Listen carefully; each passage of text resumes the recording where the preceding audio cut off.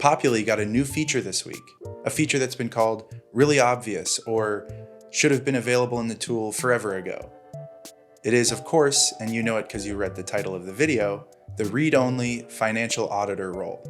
This is a pretty handy and very straightforward role. Any user to whom you assign this role is able to view all financial information at your school, but unable to change it. They get read-only permissions on anything to do with finances across Populi. They can see all transactions. They can go to financial, billing, reporting, sales receipts/refunds, and see any data there.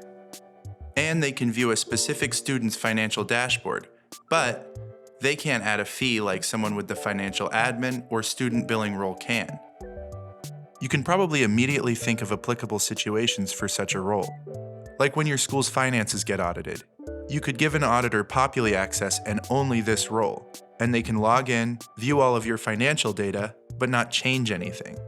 It's not the most revolutionary addition to Populi. I mean, not every feature can be student view, but it's helpful nonetheless. Check out the link in the description of the video to read our support article about roles, including financial auditor.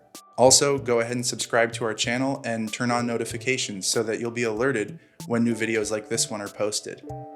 Thanks for watching.